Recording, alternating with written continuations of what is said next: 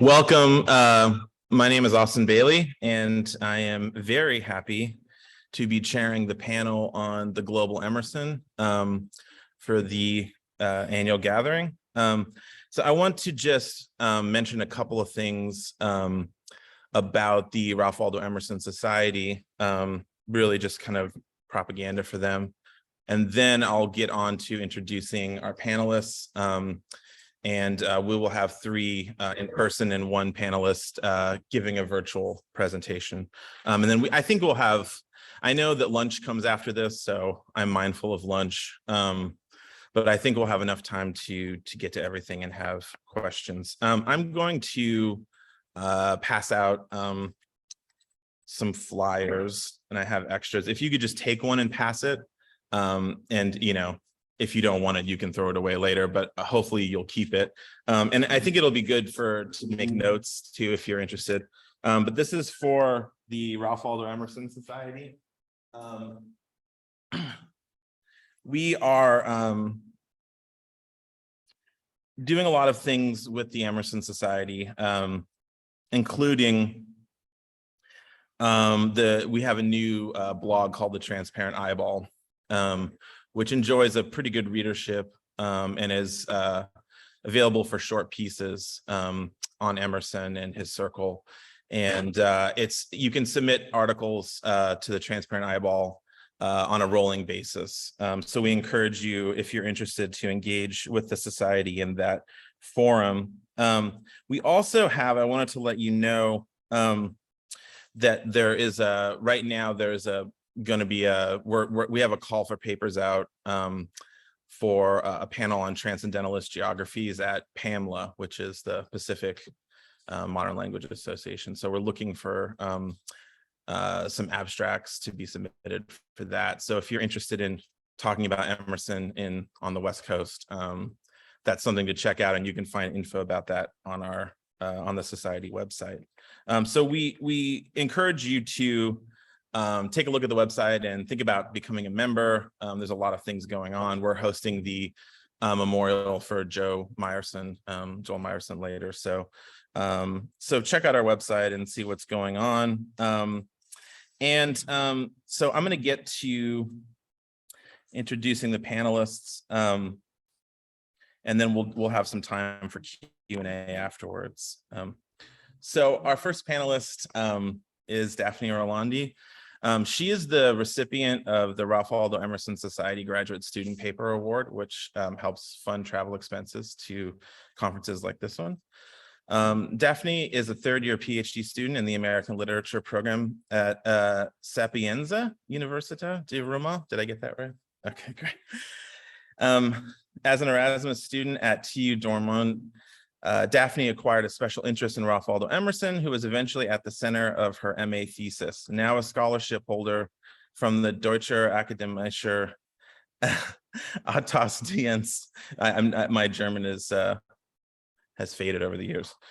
She is currently working between Rome and Dortmund on her PhD project, which is centered around Ralph Waldo Emerson's models of European and world literature and his transatlantic literary and cultural relations.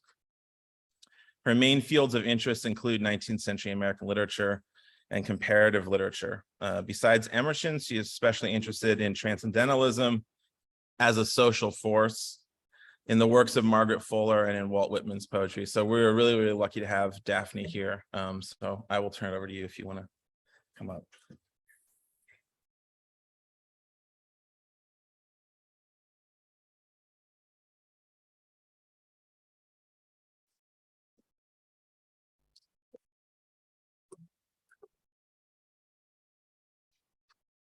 All right, so good morning, everyone. It's an honor to be here. Very happy to be with you all through this weekend. So the title of my paper is Show Me Thy Relations to Me to All Ralph Waldo Emerson's World Literature. At the end of The American Scholar, Emerson writes, "Is it not the chief disgrace in the world not to be a unit, not to be reckoned one character, not to yield that particular fruit which each man was created to bear, but to be reckoned in the gross, in the hundred, or the thousands of the party, the section to which we belong? The chief disgrace in the world is not war, famine, or some sort of disease. No, for Emerson, the biggest problem in the world was not related to global issues menacing life as we know it, but rather it was a problem related to the personal sphere. In what he himself noted to be the age of the first person singular, the biggest problem was to lose sight of that individuality. Throughout his career, Emerson wanted individuals to establish an original relation to the universe, as he writes in Nature. He wanted them to be aware of their own peculiarities and not to get lost in larger and more general groups where individual differences must be necessarily resolved. This tension between the particular and the general, or we could say universal, lies at the very core of my research. I argue that there are instances in Emerson's production where relatedness is not only positively connotated, but also seen as necessary. I am convinced that this is especially true when it comes to his views on literature. Although Emerson is traditionally remembered for his emphasis on American literary originality, this paper focuses on all those instances in the first volume of the early lectures where he chose to look beyond the national context, on all those writings where his mind, tyrannized over by his own unifying instincts, as he writes in The American Scholar, went on to find relatedness and unity in diversity. I'm currently working on this topic for my PhD dissertation that is provisionally titled The Permanent Literature of the World, Ralph Waldo Emerson's Models of World Literature. And therefore, what follows is part of a larger project, which I will briefly describe. So the basic premise of my dissertation is that even though Emerson is universally remembered for his constant emphasis on the need for a quintessentially American literature, I think it is important to determine his interest in and possibly his contribution to the models of world literature. I am aware that it might seem quite provocative to associate the intellectual who called for America's apprenticeship and for the end of America's apprenticeship from Europe with the concept of world literature. However, I fully agree with La Rocca and Alfonso, who write that whenever we find Emerson, quote, trying to find terms and conditions for American identity, we also, in the same breath, find him standing in relation to humanity across time and space, end quote.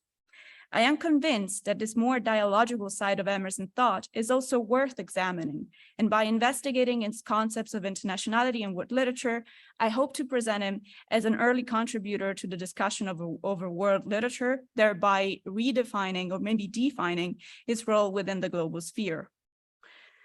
My research grounds its understanding of world literature in its desire for unity and wholeness. I make this claim because unity in creation and society was one of the main themes in the Emersonian corpus. And if the fable from The American Scholar is perhaps the most famous example of this idea, it is not the only one. Emerson believed not only that society as a whole contained, quote, the whole man, but also that each individual was, quote, the aggregate of infinitesimal parts. And that nature too was constituted of, quote, a wild diversity of heterogeneous natural facts, which actually compose a great unified whole. He believed in a great whole that unified the natural world and longed for ways that would bring back together all the different parts that made up every single individual, as well as society more in general. Keeping this in mind and seeing the universal qualities that Emerson attributes to literature, it seems reasonable to suspect that his quest for wholeness extended into the literary world. I maintain that his concept of world literature, though not explicitly stated, was part of his thinking from the very start of his career and serves as a foil to his admittedly more popular and certainly more direct calls for cultural independence and American self-reliance. In my dissertation, I argue that Emerson's insistence on relatedness in his organic understanding of the world led him to a redefinition of literature as a transnational instrument of knowledge, which explores and embodies the universal nature of mankind.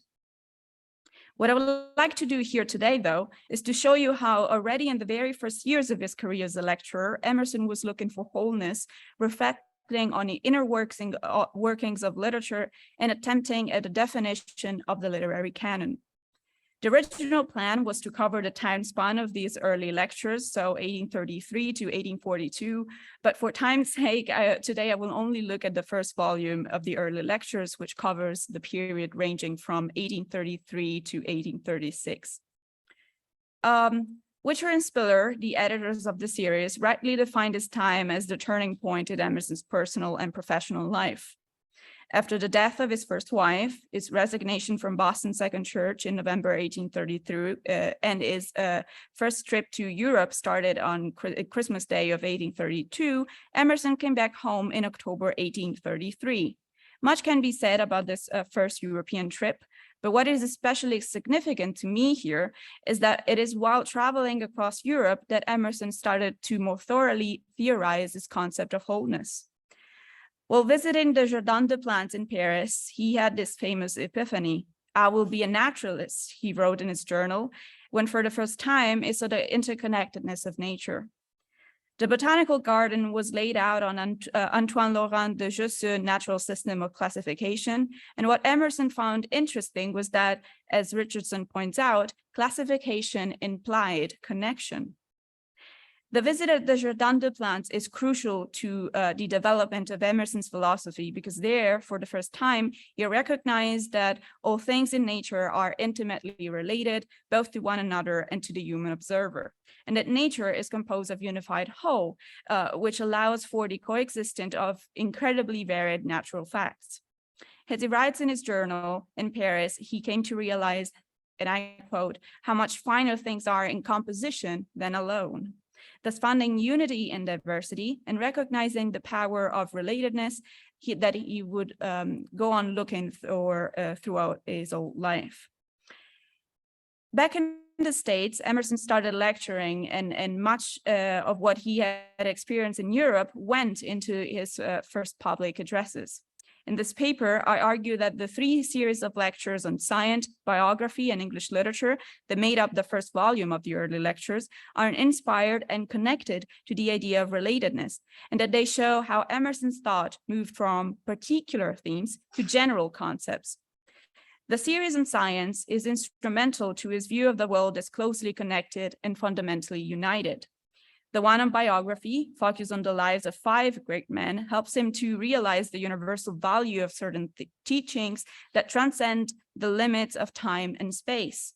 And finally, the longer series on English literature offers him a chance to build a theoretical framework of literature and to work at a definition of a literary canon whose criteria are universal.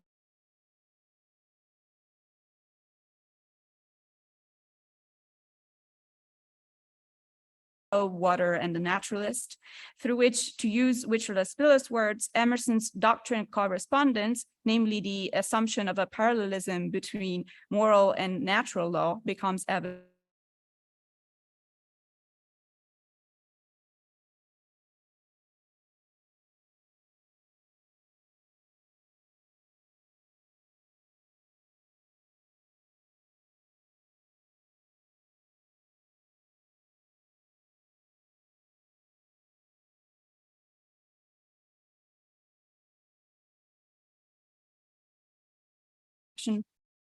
Functions and related organs in one cause, end quote.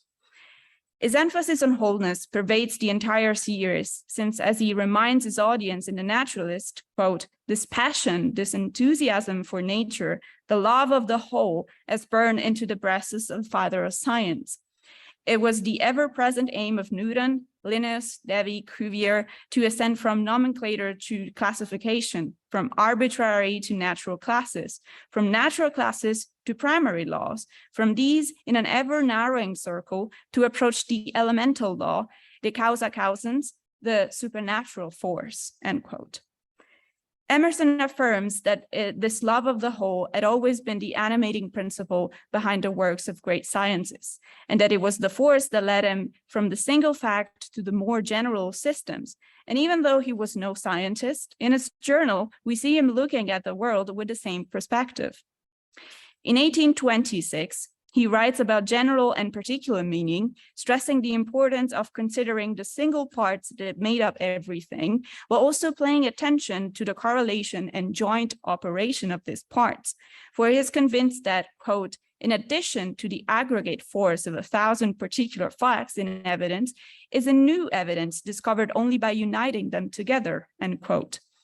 5 years later, in 1831, he goes back to this idea when he writes of the, quote, threads of the innumerable relations that are seen running from part to part and joining the remotest points of time and space, end quote.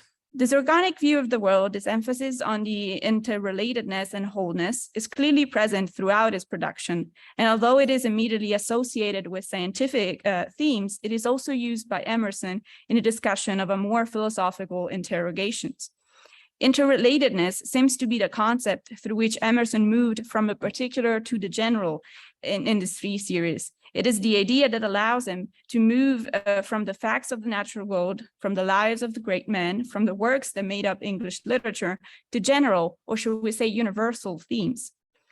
The biography series, which contains essays on Michelangelo, Martin Luther, Milton, Fox, and Edmund Burke, can also be read as a part of this process that goes from the particular to the general. Emerson chose to write about 5 men who sought truth and whose teachings are universal and valid across time.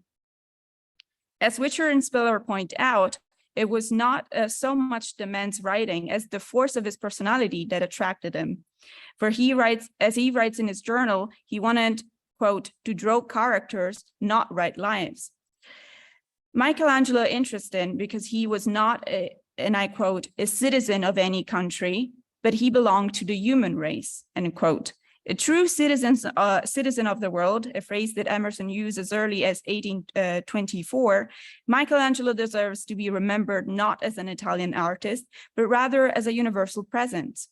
Martin Luther and his work towards the translation of the Bible were presented by Emerson as a victory of truth over falsehood, but perhaps more interestingly, Luther was the epitome of the self-reliant man, one who could teach mankind, quote, that the force of private thoughts can shook to the center the whole fabric of tyranny in the world, end quote.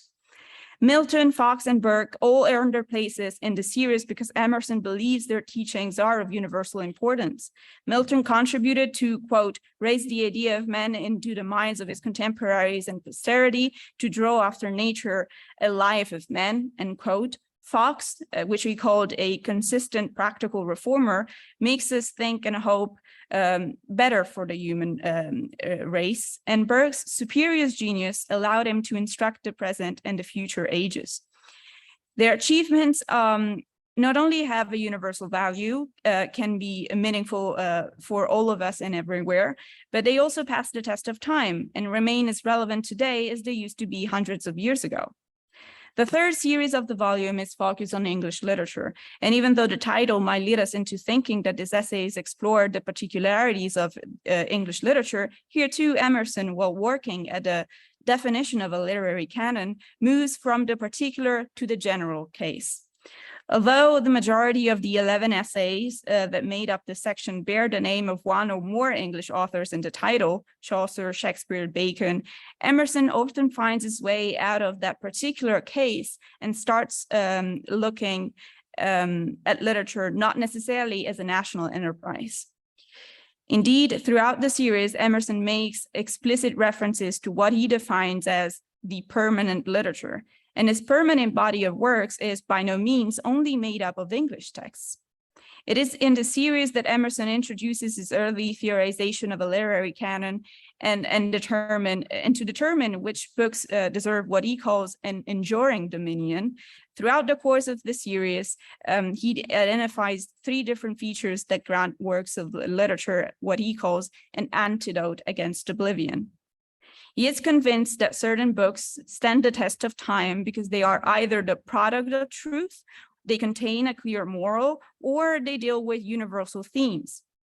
He states that Walter Scott's literature would not last because he was not sufficiently interested in incorporating truth in his works. And since the design of his works was neither natural nor true, it, quote, daily loses its interest and swarms of new writers appear. To pass the test of time, books should also contain a moral sentiment. Emerson points out that, quote, in proportion to the inwardness of the thought or feeling a writer addresses, in that proportion are its compositions durable. An utterance out of the heart's conviction of a social right or of a moral sentiment will be equally pertinent into the ears of all men and to the remotest of times. Moral science is that muse who alone hath immortality, end quote. Lastly, and perhaps more importantly, a book should address universal themes. Emerson believes that the permanence of what he calls sterling books is determined by their own specific gravity, or, quote, the intrinsic importance of their thoughts to the constant mind of men, to the immutable nature of men, end quote. If a book can tell us something about ourselves, something that is true for everybody and forever, then it deserves everlasting attention. Literature should be produced addressing, quote, the feelings and faculties in us, which are like in all men, and which no progress of arts and no variety of institutions can alter, end quote. Emerson is persuaded that the writers who will pass the test of time are those, quote, who have to do not with opinion, but with principles. Those who write not upon local institutions or particular men and to particular ends, but to the general nature of men. There is a class of writers who do not please us, but who helps us by addressing not our taste, but our human ones, who treat of the permanent nature of men and whose writings keep sweet through all the ages, end quote. As this last quotation makes evident, Emerson is urging writers to go a step further and move from the particular to the general. And what he seems to be suggesting is not a normalizing way of producing literature. It does not argue for the erasure of all differences, but rather asks for a synthesis of all those rich and stimulating differences that would allow us to set the terms for understanding a complex idea such as that of word literature. For as he writes in his essay on Shakespeare, the union of many parts is, quote, a law that lies at the foundation of literature, end quote, one that he thinks is well expressed by the word composition, in the Latin sense of componere, to put together, to collect a whole from different parts. There he writes, quote, composition is more important than the elegance of individual forms. Every artist knows that beyond its own beauty, the object has additional beauty from relation to surrounding objects. The most elegant shell in a cabinet does not please the eye like the contrast and combination of a group of the most ordinary seashells lying together wet upon the beach. The boy walks up upon the shore and, charmed with the colors and forms of the shells, he gathers them up and carries them home. When he comes home, he finds nothing in his pocket but dry, ugly mussels and snails. They have lost all the beauty which they had when they lay wet and social on the shore, touched by the sea and under the sky, end quote. I do believe we should think of Emerson as that boy who, having learned his lesson from the seashells, chose to spend his life looking for relationality and interconnectedness, for ways to preserve that difference, while also looking for what he calls the presence of the universe in every part. Thank you so much.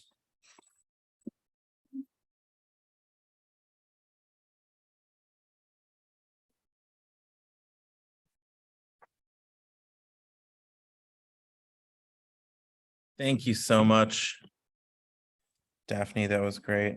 And I think we're already starting to see kind of how, we're, in relation to like what we saw with Bob's book last night, that just as much as Concord is this global village, we also have to think, in terms of the global currents and thinking transcendentalism in that context.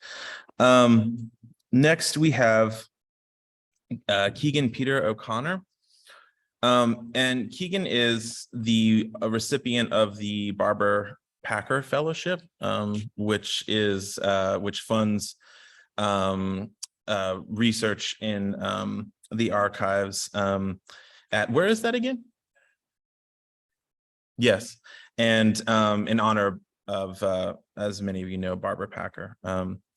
Keegan O'Connor is a PhD candidate at Queen Mary University of London, researching Emerson's and Thoreau's engagements with authors of the English Renaissance. He has contributed to the Thoreau Society Bulletin and he spoke recently on Walden's Nick of Time in Reykjavik, Iceland.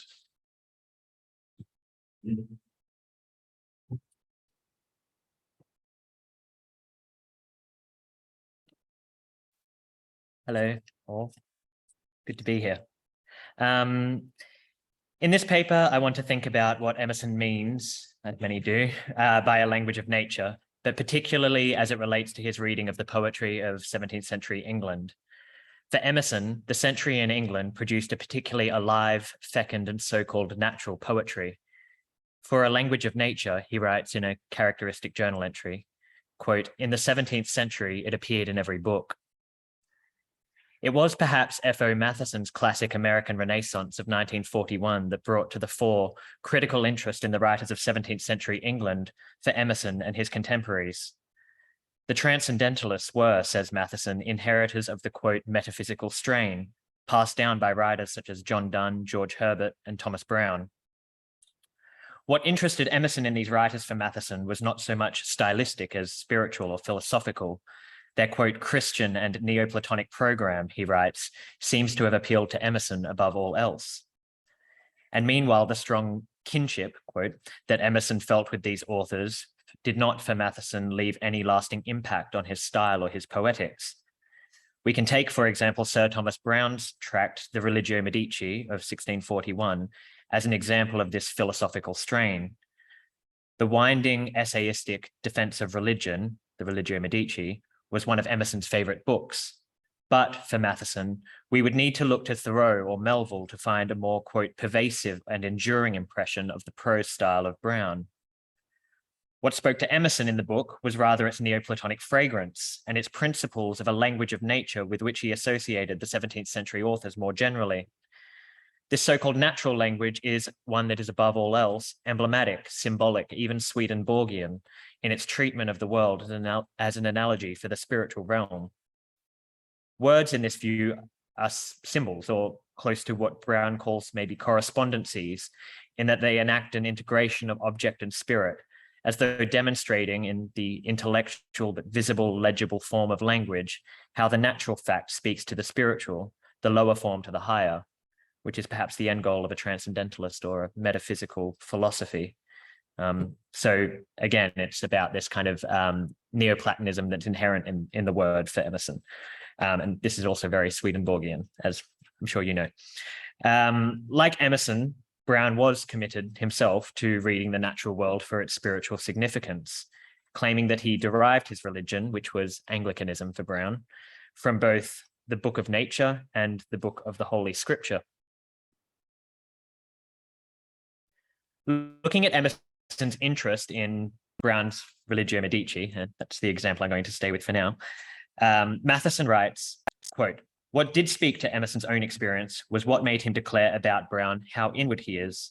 He took delight in the Religio as a private exercise directed to himself. Emerson came even nearer to his own likeness to Browne when he quoted this sentence, 'The severe school shall never laugh me out of the philosophy of Hermes, that this visible world is but a picture of the invisible.' There could hardly be an apter expression of Emerson's own doctrine that the universe is a system of symbolical correspondences, that nature is to be studied by the method of analogy, and each fact to be read for its spiritual meaning," end quote. This framework of spiritual analogy has, in complicated and much debated ways, long informed critical understandings of Emerson's theories of a language of nature. And so, in turn, remember Emerson said, for a language of nature in the 17th century, it appeared in every book. In turn, and especially since Matheson, this framework has informed his appreciation of the writing of 17th century English more generally. I would propose, however, that such analogies tend to intellectualize authors like Browne and Emerson's appreciation of them, disengaging them often from the kinetic forces of the body to which Emerson so frequently ties them. Referring to the writers of, quote, English transcendental genius in English Traits, Emerson says of the work of Browne, Herbert, Henry Moore, and John Donne, that it is not marked so much by a detached intellectualism or a symbolism, but by a, quote, mental materialism, a writing that is, quote, even in its elevations, materialistic, Its robustly creative and athletic force is, for Emerson, of its essence. He elsewhere writes in his journals that the 17th century represents the period in which the, quote, English language has its teeth and bones and muscles strongest and largest. In this, he is, of course, equating word and body in a metaphorical sense, but he nevertheless frequently identifies a physical fortitude and a productive virility that he finds especially available in writing of the period. Twice he writes of the bodily materialism of Thomas Browne and John Milton, alongside that of the 16th century French essayist Montaigne. They are all authors who, says Emerson, quote, jumped into the book bodily themselves. Similarly, in the journals of 1841, he claims of this same group of authors, Browne, Milton, and Montaigne, cut their words and they would bleed. They are vascular and alive. They walk and run, end quote. All of these descriptions seem to indicate a language of nature that is not, I would suggest, necessarily representational, symbolic, or emblematic of nature. And neither is, I think, the confluence between world and word in Emerson only about a recognition of the primal connection between Edenic nature and the making of syntax, syntactical formation. Though Emerson is certainly, like Thoreau in this sense, interested in the primitive senses of things, and to my understanding, the ways in which acts of poetic creation must always allude to the first creation, the first acts. So I'm not completely throwing that off the table. But rather, for me, the language of nature in Emerson and that he adulates in 17th century writing seems to suggest something akin to, analogous to, a body in motion or at work, a natural product, something more mediated and worldly and negotiated. It seems to suggest a style of writing that is functional and motile, that is imbued with the procreative desires as well as the fluidities that regenerate and sustain the world. Literature for Emerson is in this sense a vital force within the world's transfer of already encoded materials into a new ongoing combination. Sorry, that's a quote from Richard Poirier in his Emersonian Reflections, and he's thinking about how this is what literature does, that literature is this ongoing transfer and re-encoding of materials in the world. This transfer, as it happens in the processes of writing and reading, is for Emerson often an intimate and even, I would suggest, a sexed act. As he puts it in Nature, it is a conversion of an outward phenomenon into a type somewhat in human life. Emerson very often seems to speak of the act of poetry, the act of linguistic intimacy and renegotiation and rebirthing that happens in poetry, which we could just call troping, as though it were a process of, quote, incarnating nature's articulating will, to use Sharon Cameron's suggestive phrase about Thoreau. That is, as though the poet were reinscribing natural and sexual methods of procreation and reproduction. Instead of heralding a, quote, prismatic or multi-representational literature, he continually favors writing as a productive form of power, an act of coming to life and sustaining itself by replenishing and re-engendering the forms of the world. As he writes in his journals not long after his celebratory entries on the achievement of English authors like Browne and Herbert, quote, "Away with your prismatics, I want a spermatic book." After all, even the most classic works for Emerson, as he says in Fate, are nothing more at last than signs of power, tokens that signify the human and worldly instinct to reformulate what is inherited. The best works of literature are, he writes, quote, "tokens of the everlasting effort to produce, which even in its worst estate, the soul betrays." The ostrum of speech, he writes elsewhere, is informed by, quote, "spermatic prophesying man-making words, by thoughts ejaculated as logos or word." The word is then both the reproductive impulse and its expression or outpouring. And Emerson is, I think, again, a progenitor to Thoreau in this sense, who similarly refers to his expression, often quite cheekily, as a, quote, superfluous juice, or relates it to, in Walden, the extravagance and the expression of the cow milking for her young. And so, like Emerson, and I think probably even far more than Emerson to me, Thoreau relates verbal articulations to the other ways the reproductive body articulates itself. Everything good in nature and the world, says Emerson, reformulating some of his own lines from Circles, is in that moment of transition when the swarthy juices still flow plentifully from nature, but their astringency or acridity is got out by ethics and humanity. This notion of expressive forms as productively fluid, as recreative and necessarily transitional forms of power, pervades Emerson's famous essay, The Poet, much as I think it pervades Thoreau's writing, particularly I think of the spring chapter of Waldo. Emerson writes in The Poet of the, quote, religions of the world being tantamount to the ejaculations of a few imaginative men. He then attributes to the religious the common error of forgetting the swarthy juiciness of the poetic creativity that has brought them into being. After all, as the great poet continually shows us, quote, the quality of the imagination is to flow, not to freeze. He goes on to write, quote, for all symbols are fluxional. All language is vehicular and transitive and is good as ferries and horses are for conveyance, not as farms and houses are for homestead. The history of hierarchy seems to show that all religious error consisted in making the symbol too stark and solid, and was at last nothing but an excess of the organ of language. Poetry, that is best conceived for Emerson as fluid, spermatic, something on the way, making itself an excess of the organ of language. It is often a physicality and a function and a result of the procreative will, both. The surprising importance of 17th century writing, and in this case, especially the poet George Herbert, who was a very kind of mild-mannered Anglican pastoral parson poet, to Emerson's theories in The Poet has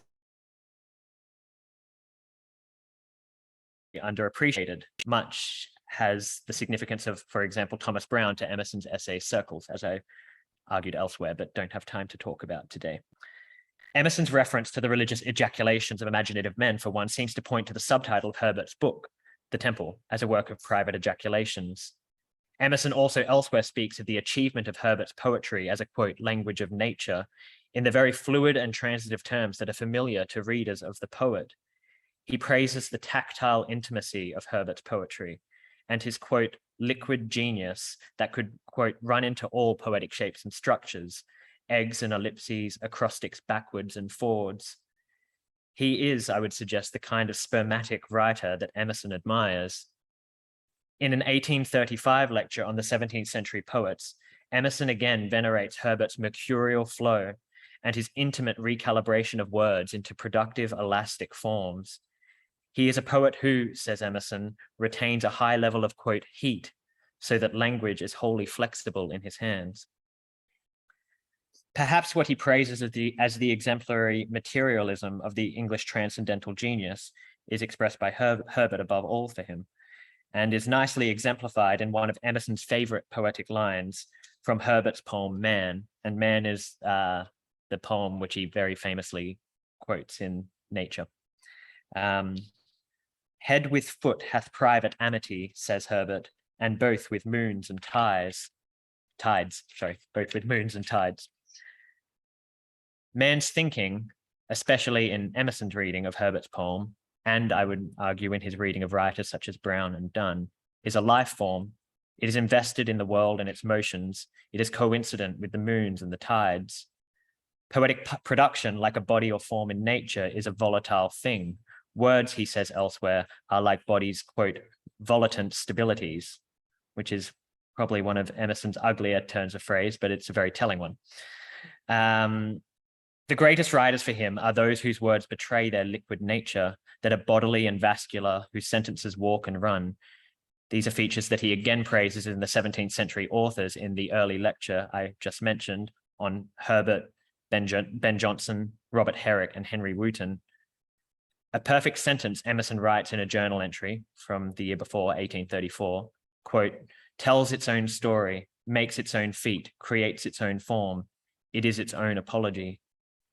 This exemplary style is for him evidenced in the, quote, perfect and strong sentences of the English poets. Emerson repeats in that lecture while discussing Herrick that these are sentences that, quote, contain in themselves their own apology. His appreciation of 17th century English writing is, I mean to suggest, not solely philosophical, but determinedly stylistic at the level of the sentence and the word. For him, his favorite English poets were not simply far-flung mystics, Neoplatonizing nature into spirit, but what he calls in that lecture, quote, simple, active men, reactivators and reanimators of the world and words through the actions of their writing. What makes the diverse group of authors like Herbert, Brown, Johnson, and Herrick so significant for Emerson is their literary energy, which often seems, I think, in my reading of Emerson, indistinguishable from natural reproductive sexual energy. And this is perhaps as surprising to find in Emerson as it is to find in Herbert. But anyway, their poems are for him masterful displays of power. They are tokens of the everlasting effort to produce, exemplifying the ways in which literature, like life, through thoroughgoing creative will and action, endlessly and magisterially regenerates itself. And I'm going to leave it there for now. Thank you.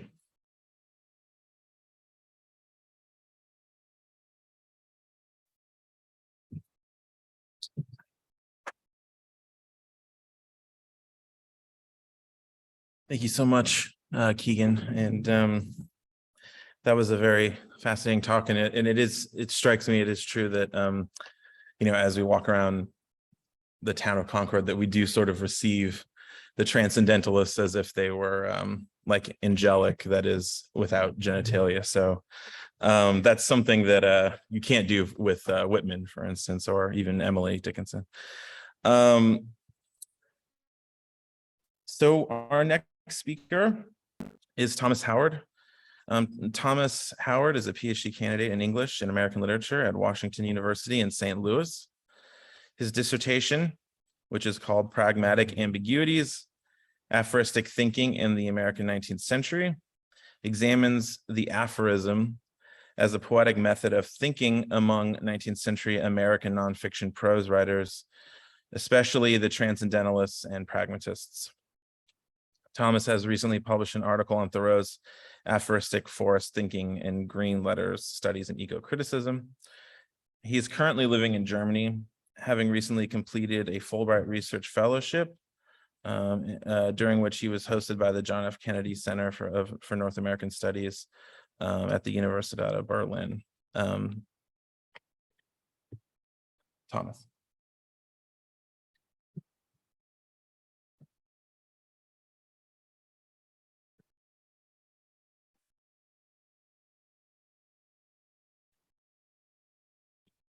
I think I've got this set up right, but we'll find out.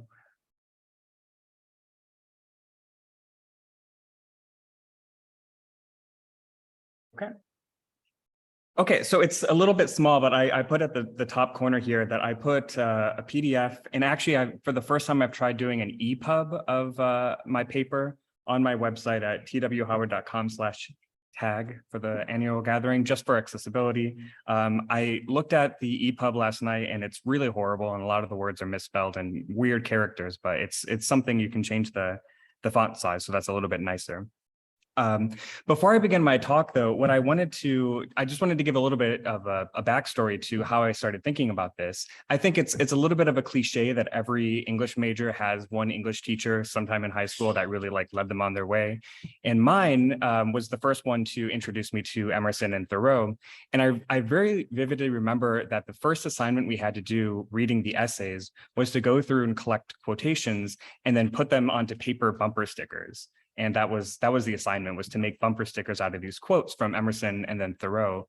And Daphne's heard another version of this talk where I admitted that I also had a car with an actual bumper sticker with an Emersonian quote. So, I mean, it was inevitable I would be here today. But there's just something really suggestive about these lines. And as I've kind of done this research on the aphorism, I wanted to explore this more. So this is my attempt to do this with the aphoristic Emerson. So I'll start the proper talk. It's difficult to imagine a writer that's more quotable than Emerson. His habit for having short, pithy sentences not only plays into the mythology of the Sage of Concord, but it also makes his lines highly memorable and reusable. This feature of Emerson's writing has been noted since the earliest scholarly readers. As a couple examples, in 1927, Vernon Lewis Parrington describes the common image of Emerson as a brilliant dispenser of transcendental aphorisms. 3 years later, H.W. Garrett calls Emerson one of the greatest masters of the aphorism since Seneca, saying those short sentences ticket his observations, they pin and label his specimens of the soul's behavior. And in 1943, Charles Howell Foster calls Emerson's art the art of the aphorism. At the same time, critics of Emerson found in his aphoristic writing the evidence of lacking serious philosophical thought. John Dewey probably paraphrases this best when he says, and I forgot to put this quote on the screen, quote, "The critic writes of lack of method, of the absence of continuity, of coherent logic, and with the old story of the string of pearls loosely strung, puts Emerson away as a writer of maxims and proverbs, a recorder of brilliant insights and abrupt aphorisms." Decades later, Richard Poirier repeats this sentiment when he claims that the Emerson who is said to have had such enormous influence on the American life and American thinking is this aphoristic Emerson, which is not Emerson at all, as I'm able to understand him. For Poirier, the proto-pragmatic Emerson, who sets the stage for William James and for Dewey himself, is distinct from the writer of popular proverbs and these quotable sayings. However, I want to argue instead that Emerson is not rigorously philosophical in spite of his aphoristic tendencies, but rather because of them, which becomes clearer, I claim, by looking at the wider transatlantic context of the aphorism around the 19th century. So first, I need to give a note on terminology. And this is going to be much more simplistic than it really should be, but just that's what happens in a conference talk. So the aphorism has one of the longest and most complicated genealogies out of any literary genre, connected to, just as a couple examples, the sayings of Confucius, the fragments of Heraclitus, the Gnostic Gospels, the inductive reasoning of Francis Bacon, the maxims of the French moralists, the winding paragraphs of Friedrich Nietzsche and Samuel Taylor Coleridge, and often today compared to 280-character tweets. The term aphorism is frequently appended to any short form without much distinction, used synonymously with other words like maxim, epithem, dictum, gnome, adage, proverb, parable, koan, or sentence. Things only become more complicated when the list starts to cross language boundaries. So for example, in his 2016 text, The Aphorism and Other Short Forms, Ben Grant claims that while the term aphorism comes from the Greek verb aphorosein, the ancient Greeks themselves actually used another word, which is where we get the word for gnome, when they were referring to what we call aphorisms. So unfortunately, what I want to do here is just to have a distinction between what I'm going to call the maxim and what I'm going to call the aphorism. So the maxim refers to short, pithy statements of some universal truth. So this is especially seen with the French example of La Rochefoucauld, and I have a couple examples here from his reflections. Self-love is the greatest of flatterers. Fortune turns all things to the advantage of those on whom she smiles. And it is far easier to know men than to know man. These are the things that we imagine, these short sentences that are witty, memorable. You might see these quoted oftentimes. So by contrast, what I'm going to call the aphorism refers to these more ambiguous and obscure passages that sometimes expand to a paragraph or more. So this is especially obvious with Nietzsche's later writings. I'm going to put this on the screen, but I'm not going to read it just for the form, just to see the difference between what we saw earlier and what we have here.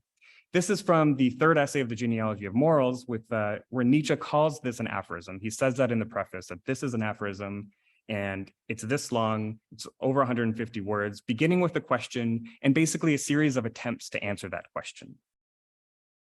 So traditionally, the idea of the aphorism in English, and if we had time to go around and ask, before I gave it away, what an aphorism is, you'd probably say that in English, it's closer to being what I would call the maxim.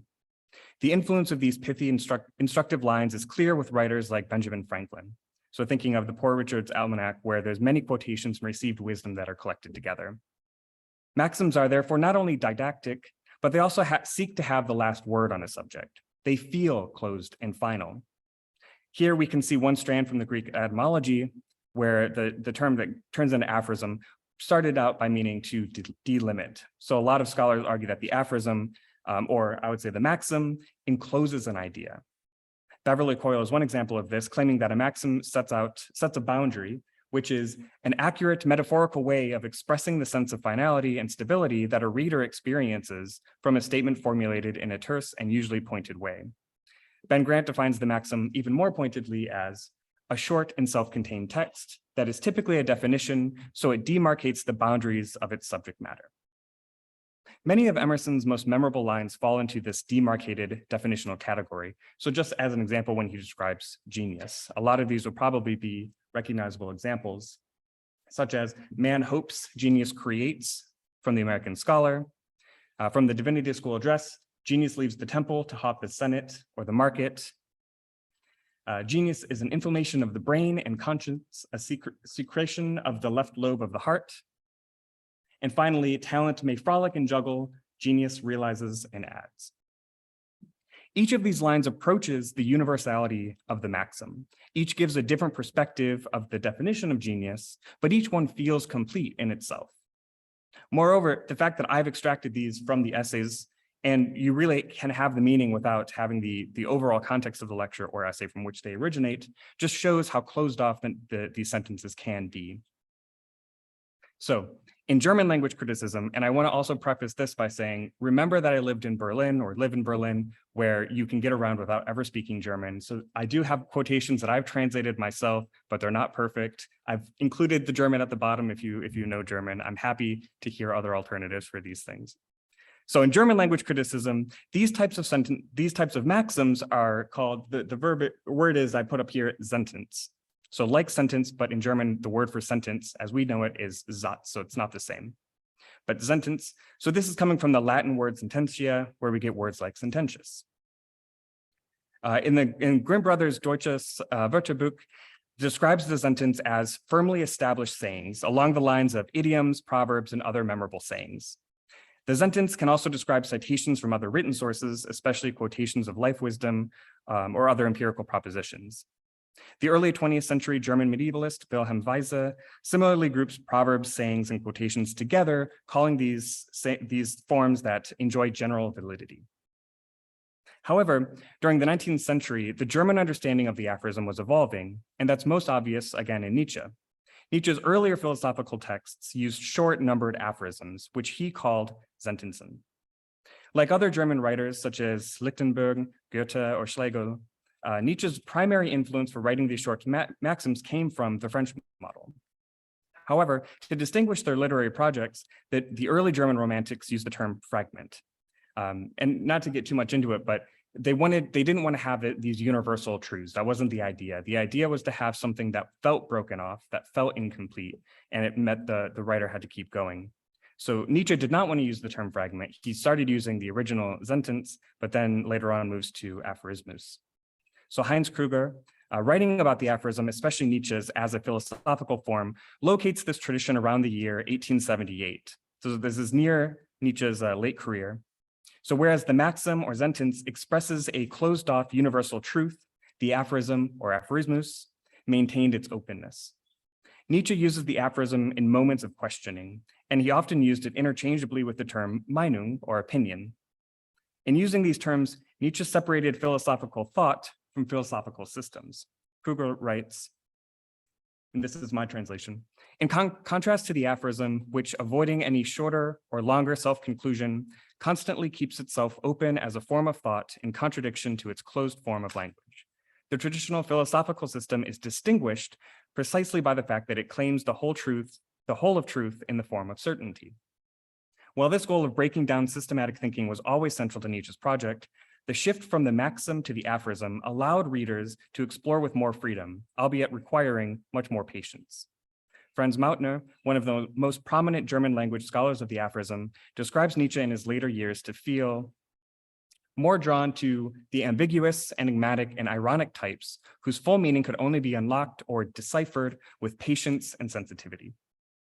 So indeed, in the Genealogy of Morals, where that long aphorism came from earlier, he calls in the preface for an art of interpretation for the aphorism, using the term rumination. So literally chewing and rechewing partially digested food. That's what the reader needs in order to understand the aphorism, leading to new insight, new streams of thinking.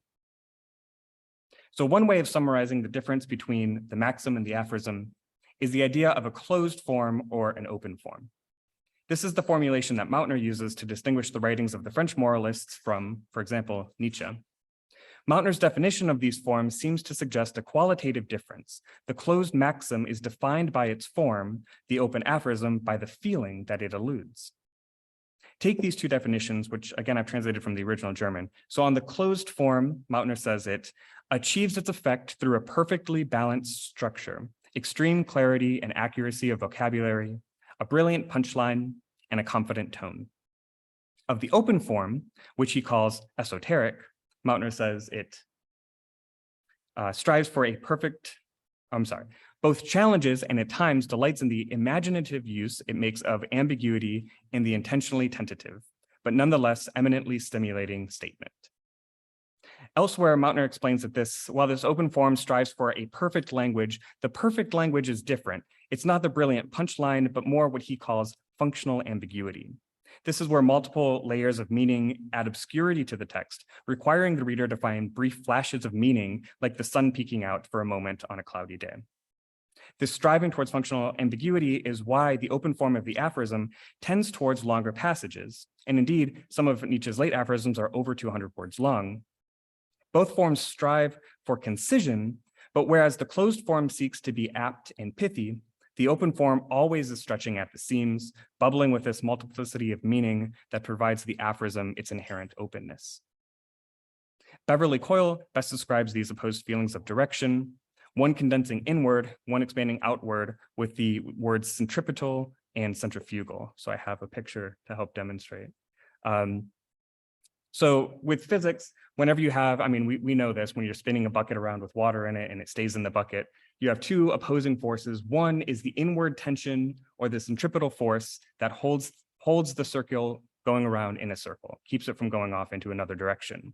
Whereas the centrifugal force is that force drawing it outward, moving away from the center. These both are in tension. So the closed form of the maxim seems to have a greater centripetal force, pulling the reader towards the center, towards this witty, apt statement that seems to be complete in itself.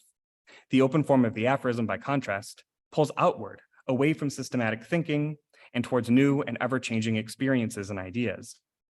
So Coyle appeals to Francis Bacon's aphorisms, which sought to free empirical scientific thinking from traditional systems that were, in his view, blinding researchers from seeing the facts as they truly were.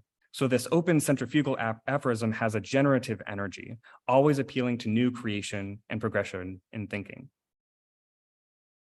So now we're going to return to Emerson. I know it's been a little while since I've been there. But I also want to just briefly say that there is a failed hypothesis in this paper. When I started thinking about this, I had been doing the Thoreau research. And for Thoreau, at least the way that I read his journal, as he starts writing about trees and sort of just paying attention to them, not just as objects in nature, but as entities that he's having sort of a relationship with or communing with, his journal moves away from these shorter, pithy statements, which he also has, towards these much longer sort of just observations that turn into paragraphs. I expected to see something similar with Emerson, perhaps from the early essays to the late essays that Nietzsche liked, or even in the journal. And that just never really seems to happen. Emerson just continuously goes and reaches for these condensed eruptions of apt and pithy language. So while Emerson continues to do this, it seems like Emerson, unlike Thoreau, always tends towards this closed centripetal maxim, just in the way that Poirier complains. But I want to spend the rest of my time with the way that I've kind of been dealing with this is through the essay circles and some of the aphorisms that you get there. So for example, just a couple lines. There's tons of these in circles, but just as a couple examples, there are no fixtures in nature. The universe is fluid and volatile. Permanence is but a word of degrees. Or every ultimate fact is only the first of a new series. These lines are not particularly obscure, and except for a few puns and analogies throughout the essay, they don't really heavily rely on ambiguous meaning. One could go through the essay, as my English teacher did for me in high school, and extract these various quotations. You could paraphrase these and get a sense of what Emerson's essay is trying to do. And yet, Emerson's essays generally, and circles in particular, feels much more than this. Somehow the essay has this centrifugal affect of openness and productive ambiguity, even where these maxims are concrete and centripetal. That Emerson's essay here is entitled Circles is particularly apt. These maxims may pull inward towards this linguistic force of Emerson's own creative thinking, but their overall message is outward, towards this new and ever-changing interpretation and meaning-making. And as he says, the goal of reading, writing, and living is to draw a new circle. When we read in terms of the larger context of the aphorism, Emerson's essays are somewhat of an enigma. On one hand, they do contain these boiled down, concise, pithy lines that make him highly apt and quotable. On the other hand, these very boiled down lines are also pointing the reader to continue this ongoing process of renewal in every sense: artistic, philosophical, literary, religious. It's not just that Emerson's sentences are difficult to comprehend. It's not that they're difficult to comprehend, as many of Nietzsche's are, but rather it's the place that Emerson so clearly leads us that is itself challenging. So Lawrence Buell describes Emerson's writing in similar terms, saying that it continues, and I don't think I put this on here. Yeah, I didn't do that. That it continues to outlast the old-fashioned 19th century garments it wears. What's most telling, however, is how Buell concludes this paragraph, saying that, quote again, "This is one of the chief ways he resembles both the French Renaissance essayist Montaigne, whom he loved, and the German philosopher Nietzsche, who loved him." So although he does not describe or mention the aphorism explicitly here, this insight aligns well. Emerson seems to straddle the French moralist's maxim writing style embodied by Montaigne. And he also encourages the openness that later German language writers, especially Nietzsche, would explore and explode as the century progressed. This suggests that we do not discount the aphoristic Emerson as distinct from the more rigorous pragmatist Emerson. Instead, these are two sides of the same coin. Emerson may not have written the groundbreaking aphorisms of Nietzsche or even of Thoreau, but he did envision the path and point readers to it. Therefore, we ought not to disparage the quotable lines, nor should we look past them. Instead, we should look through them as intimately tied to the emerging writing style with which Emerson experimented, even if he did not directly move in that direction. That writers like Thoreau, Nietzsche, and even William James later came along to draw their own circles is only proof of the centrifugal force of the so-called aphoristic Emerson. Thank you.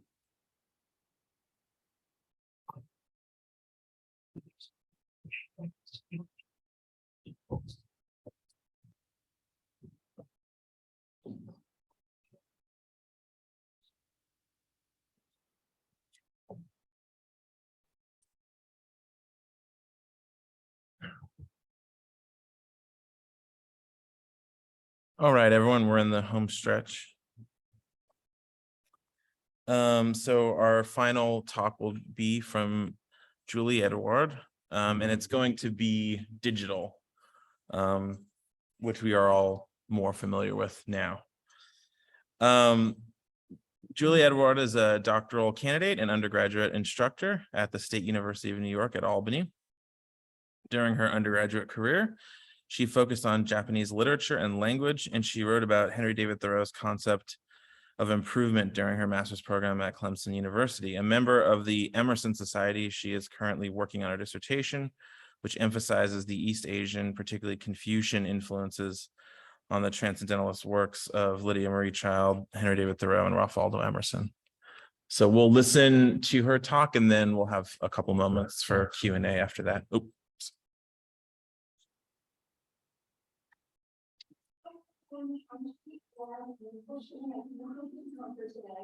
Oh, sorry. Hey, Robert. Yeah. Do you mind coming and looking at this? We're just doing audio. Yeah.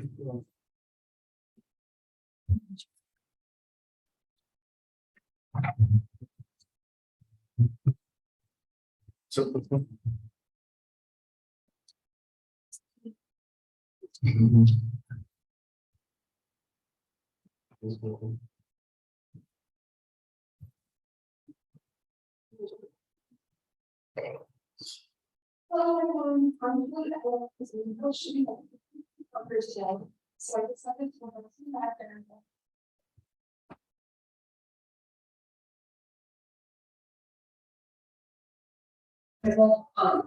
Today I'm going to be talking about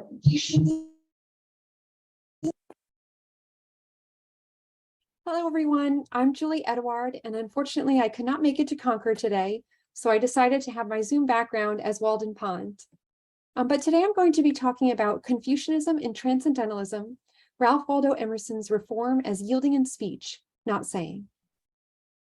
In the American Transcendentalists, Perry Miller famously asserts that the Transcendentalists are children of the Puritan past who found a new religious expression in forms derived from Romantic literature and from the philosophical idealism of Germany. This definition has resonated throughout scholarship on Transcendentalism, which tends to prioritize the German idealist, Romanticist, and Christian influences on Transcendentalist writers, often omitting other global influences, particularly those from China. And yet, contained in Emerson's vast personal library were the English translations of the Chinese Confucian texts, including Joshua Marshman's 1809 translation of the works of Confucius and David Coley's 1828 translation of the Chinese classical work commonly called the Four Books. Both of these texts were gleaned by Emerson and Henry David Thoreau for their presentations in the American literary magazine known as The Dial, under their titles Ethnical Scriptures Chinese Four Books and Ethnical Scriptures Sayings of Confucius. Many quotations and ideas from these texts also made their way, credited or not, into Emerson's journal entries, essays, and lectures. And Emerson's engagement with these Confucian texts, I will argue, influenced his ideas and his writings much more than we have acknowledged. My essay is an early attempt at my ideas on Ralph Waldo Emerson for my dissertation, so it is not complete, but I argue that by looking at Emerson's engagement with Confucian texts, we can better understand his concepts of silence, reform, how they relate to one another, and how yielding in speech as a mode of individual reformative action can lead to large-scale reform. I will admit that when I first wrote the abstract for this piece, I thought that silence for Emerson was the absence of language, but I found that silence is actually the presence of language and the absence of words. Silence is not saying, because there is speech in silence, albeit a speech without words, without names, for both Confucius and Emerson. Therefore, silence is perhaps not naming and not wording. And yet silence speaks a different language. And this concept of silence for Emerson, derived from Confucius, can expand our conception of language. Just as Weichi Dimmock, in her book Through Other Continents, demands that we must rethink our definition of literature and look beyond a strictly language-based archive to also include nonverbal records, I think if we can also rethink our definitions of silence and language by looking at Emerson's engagement with Confucian texts, we can also reimagine the nonverbal, that which is without words and without names, but not without language. Although scholars, including Arthur Burslewis and Barry Andrews, suggest that Emerson's concept of the oversoul stems from Hinduism, as the idea of the individual soul and the universal soul mirror the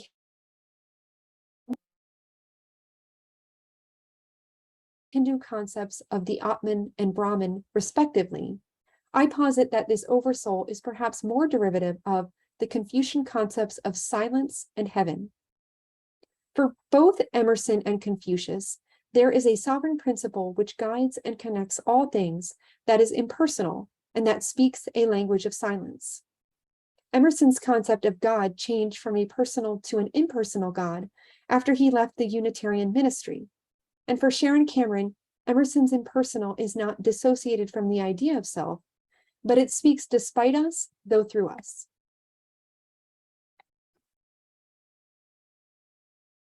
In his article on Thoreau's unpublished Confucian translations, Hongbo Tan also suggests that Confucius's concept of heaven shifted from the personal to the impersonal in the Lun Yu or Analects. While before Confucius, Tan notes that the superior power was originally called Ti, meaning the Lord, or Shanti, meaning the Lord on high. Instead of Ti, Confucius used the term Tian, meaning heaven, and which is no longer the greatest of all spiritual beings who rules in a personal manner, but rather a supreme being that leaves the moral law to operate by itself.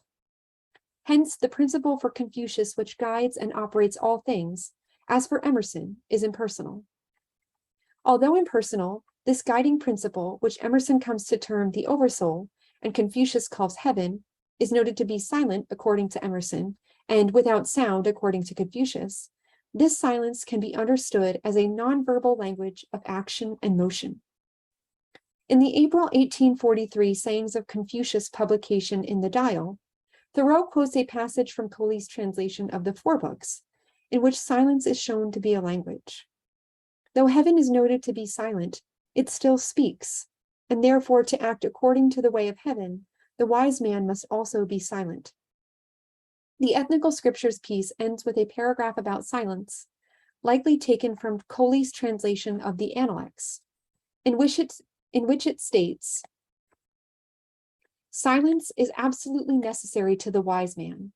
His actions ought to be his language.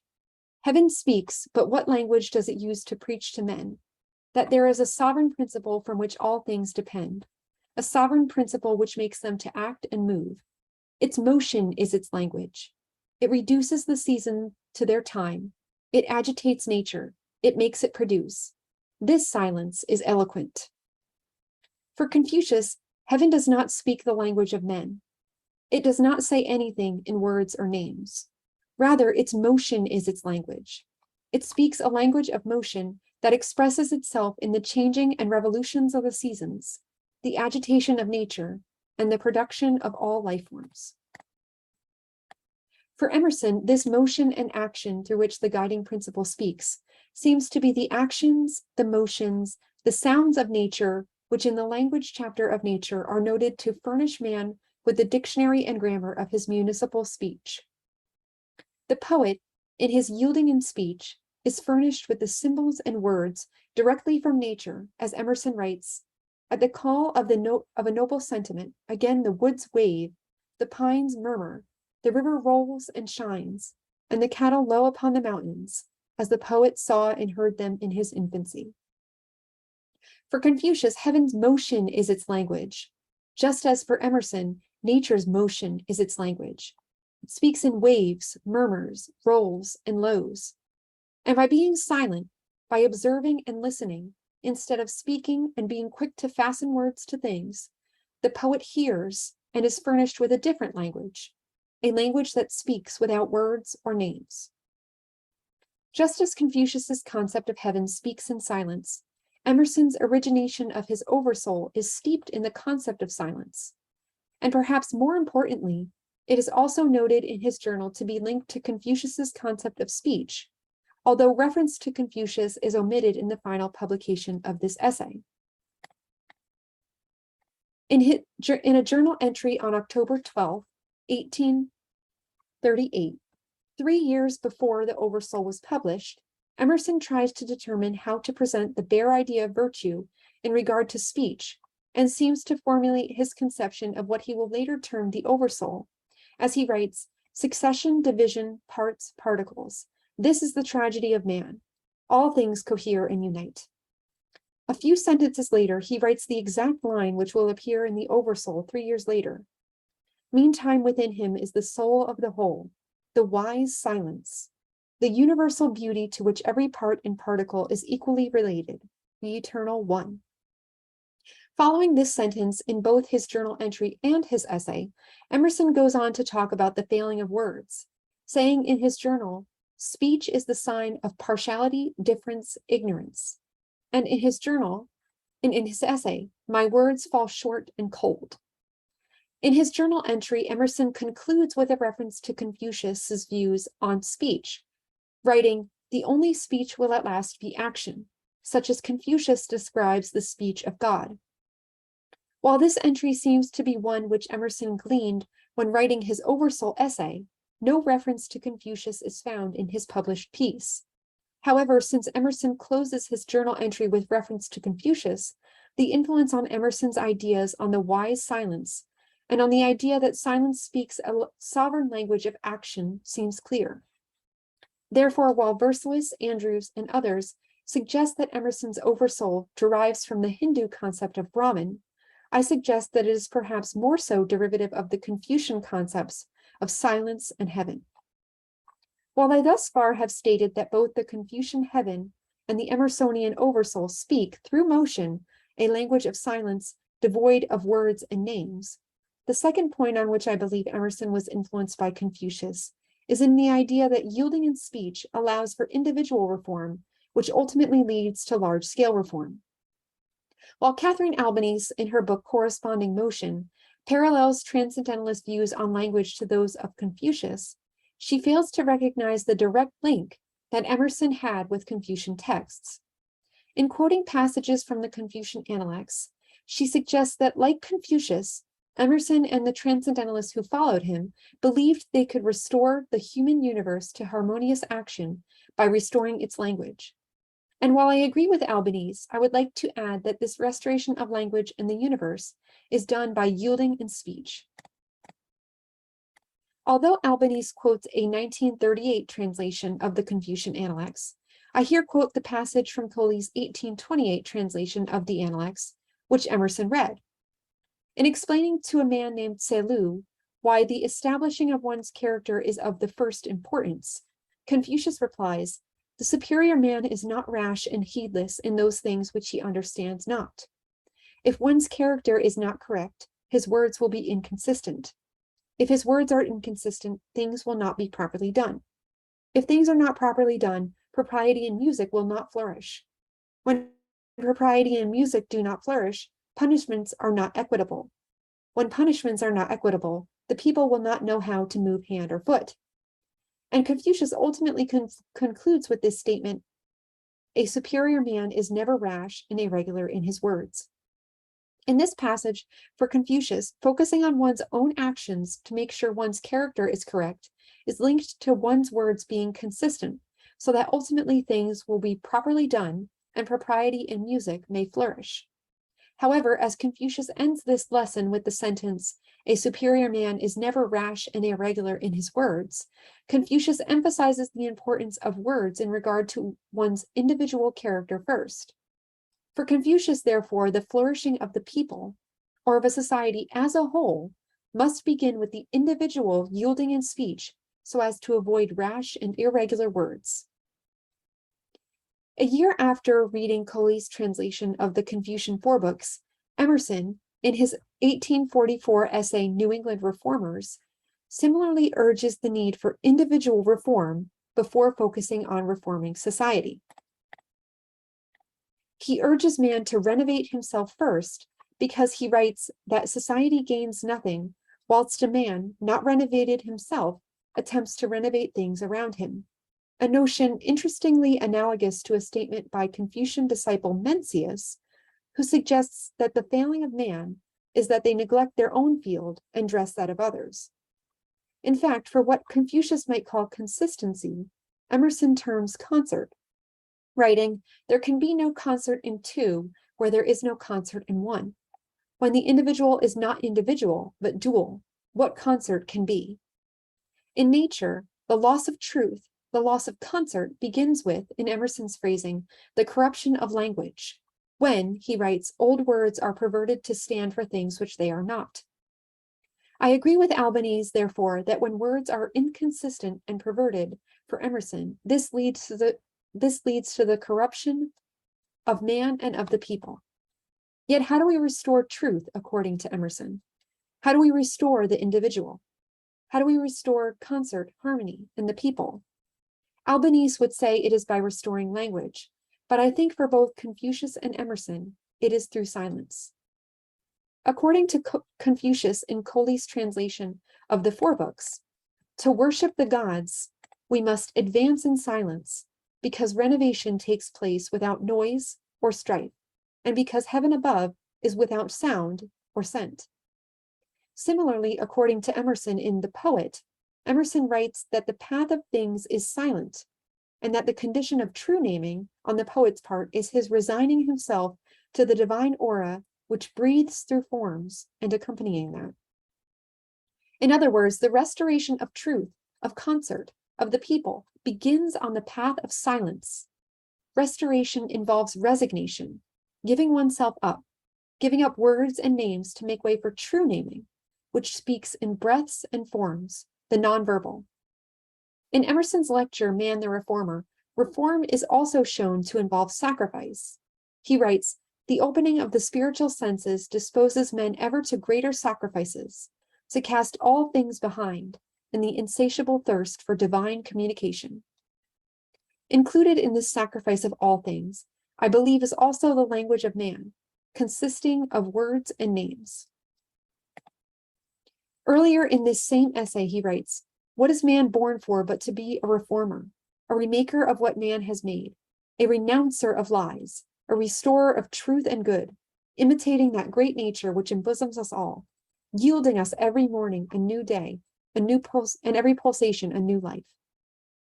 To reform for Emerson, like Confucius, is to renounce lies and restore truth, which is done by imitating nature, that which in history Emerson describes as mute. For Emerson, then, as I believe influenced by the Confucian texts he read, restoration and reformation begin with yielding in the speech of man. In her book On Leaving, Branka Arsic reflects on Emerson's essay Intellect, in which he writes, "Happy is the hearing man, unhappy the speaking man. If I speak, I define, I confine, and am less." Commenting on this, Arsic suggests that listening is better than speaking for Emerson, because it is closer to silence. When we are silent, we avoid defining and confining. We avoid judging, labeling, and slandering. And instead, by yielding in speech, we can reform and restore ourselves while imitating that mute nature which ultimately forms and reforms all things in its language of silence. In East-West literary imagination, Yoshinobu Hakutani suggests that when we shed light on the Eastern influences on American literature, we reveal the opposite of Said's concept of Orientalism, in which West, the dominating, influenced East, the dominated. And when we look at the Confucian influences on Emerson's texts, we not only reverse this idea of Orientalism, but we may also see Emersonian individualism in a new light. Emersonian individualism, seen as derivative of Confucian thought, is perhaps not driven by or about selfish gain. Rather, it is about a self-reform that keeps the people in view while yielding in words and actions that may otherwise be defining, confining, colonizing, or invasive. And instead, by yielding in speech, by yielding in naming and wording, nature yields us into a new day, a new life, whereby we yield a harvest of truth and good, of concert and consistency, of divine communication with the sovereign impersonal principle that is spoken in a new language, a nonverbal language of motion, of action, of silence.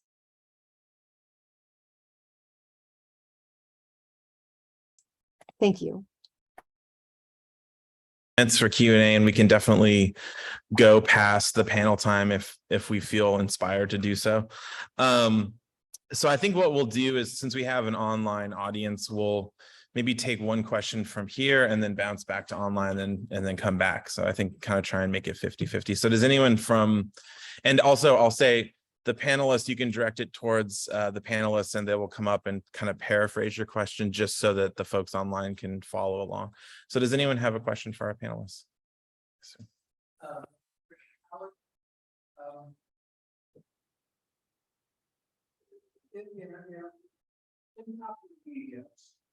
The two most popular actors Emerson were never said by what life before us, on average, compared to what life within, then they can make them apples and success. Maybe should I repeat the question? Great, and so the kind of puzzling to me is Emerson just a kind of a Christmas tree that you hang and set on and set and center? Does that figure into your thinking about that person there?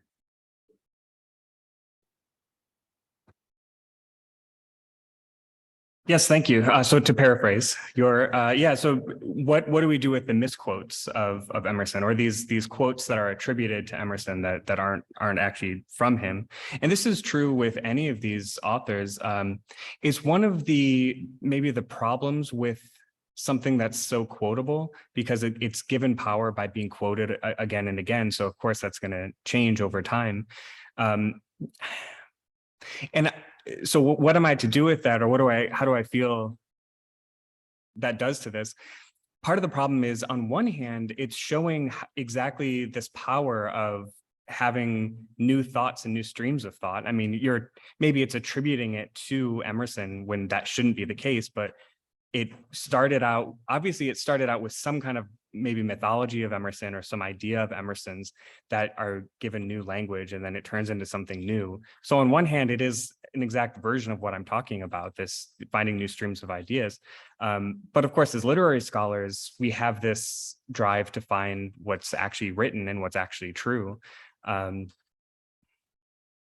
guess, on what I feel mostly is that it's a good thing that Emerson has this cultural power to have these popular, even if they're misquotes, to have this. And hopefully that will drive people to find the actual quotes and realize that they don't actually exist, and then find the quotes that do exist. I mean, maybe there's power to that.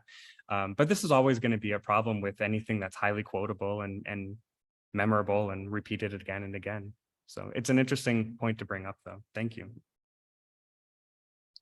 Thank you for that question. It strikes me too, that speaks to what you're talking about in terms of the closed form and the open form, and that there's a kind of a desire for the closed form. Do we have a question from the audience online? Yeah, what is that?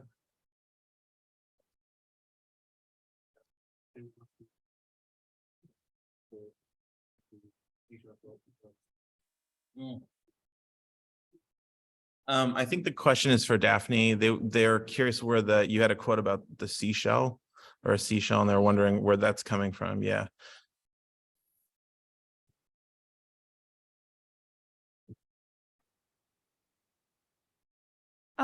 So the seashells, yes, it's in the Shakespeare essay in the early lectures of volume 1.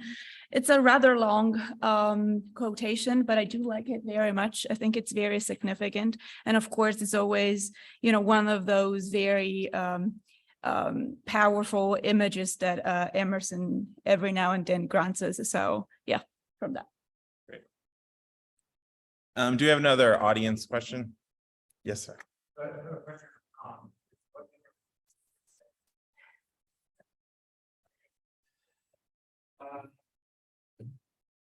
Well, okay, so the question is, what did my bumper sticker say? As an angsty teen in high school, of course, it's going to be, I'm pretty sure it was, even though now that I'm thinking about this, I'm going to misquote, and this might be Thoreau. To be great is to be misunderstood. No, that is Emerson. So to be great is to be misunderstood. That was the quote I had on there. But also the last time I was in Concord, which was also in high school, I bought a Thoreau Society t-shirt with a quote on it. And that one was, always you have to contend with the stupidity of men. So those are my two angsty teen quotes. Is there another online one? Not at the moment. So we don't have an online one. Does anyone from the audience have one? I was wondering if you thought that we can do part of the draft and just to say whatever. You see that where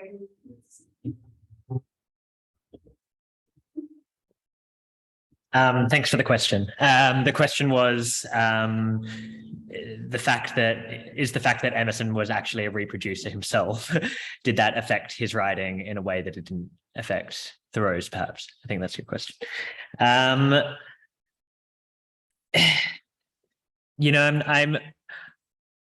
not exactly sure, though.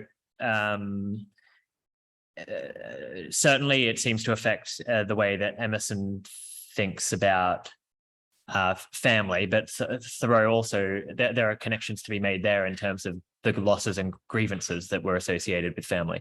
But Emerson, to my understanding, certainly has a familial sense that Thoreau's writing does not always have. I think what was more surprising to me when my stuff on Emerson today has really come via Thoreau. I've been writing a lot more about Thoreau in my dissertation, but was addressing the kind of sexually creative nature of Thoreau's writing and how often he is kind of imbuing or investing words with this quality. And I think it's something that I have come to think about with Walden and its expressions of the father tongue versus the mother tongue and all the critical debate around that and whether he's lionizing the father tongue much over the mother, where he's seems to me to be very interested in this kind of tactile, intimate nature of life that creates things. And I don't know if he necessarily received that from Emerson, but it's certainly coming to that realization about Thoreau reminded me so much of Emerson. The quote I said from Emerson about the ostrum of speech and spermatic words and this kind of thing. It's this kind of creativity that is inherent in things and how it takes kind of will and action to recreate that. And also, by the way, also reading and writing as these kinds of intimate forms themselves. And this kind of, there's a kind of almost pleasurable tension between them I get from Emerson's writing that seems very suggestive. But I didn't really answer your question, but I don't really know perhaps, but yeah, that would be my response. Thank you. Great. Do we have any other questions? Yes, sir. Yeah, please. Yeah. As the speaker pointed out, Confucianism, but they also seem like categories from novels. Is there any evidence that Emerson read any Taoist texts in addition to Confucius texts? Great. Yeah. So the question is that Julie had talked about recovering the role of Confucianism in Emerson's oeuvre. And the question is, what about sort of Taoism and to what extent is that a factor? To what extent do we know that Emerson is engaging with Taoist texts? So we can float that out there. I don't know if anyone wants to try and answer that. I don't know. I don't think so, but I'm not sure. I don't think so. So maybe I can certainly pass that question along to her. But I don't know if anyone wants to answer that or speak about that. Yeah, Julie, Edewaard.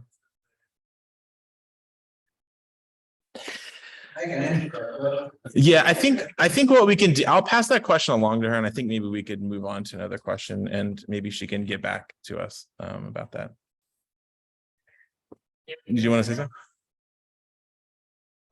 There's no indication that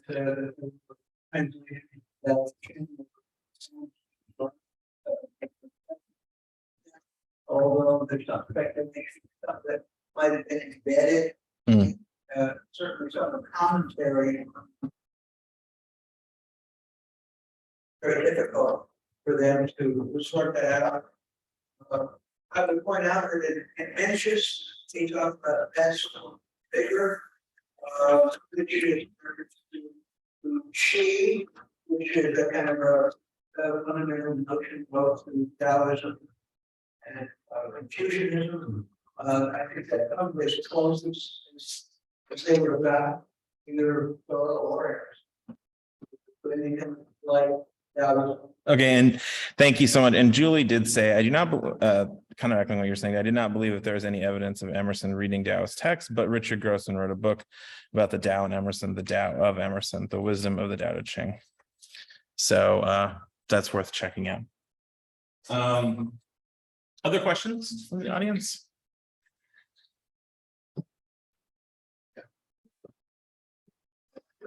I mean, I don't want to hold anyone. I do have questions for you. I can send them to you, but I want to make sure, give everyone, I might maybe ask one and then, but I want to make sure that everyone's satisfied, or if anyone has any more questions. No? Okay. I wanted to, well, there's so many things that I want to ask you. I guess one question, and maybe I'll ask two questions, and the one for Daphne and then one kind of for the panel. You mentioned the term, Daphne, and I was kind of wondering if you could maybe talk about that a little bit more, tell us what you're thinking of in terms of synthesis. And I was wondering too, there's a lot of conversation in Emerson scholarship right now about, and I'm thinking between sort of a lot of the postmodernist kind of criticism, like Richard Poirier and others, and sort of a kind of a new movement to re-transcendentalize Emerson from scholars like Daniel Malachuk. And I'm wondering, and so there's this contention over what sort of moral truth is for Emerson. Is it something transcendental and universal, or is it something sort of culturally bound and relativistic? So I'm wondering if how you might be thinking about that in terms of thinking about the global Emerson or the cosmopolitan Emerson. The question I just had for the panel is if anyone wanted to comment on what they thought maybe how your papers are speaking to each other in some way in terms of the global context. Great.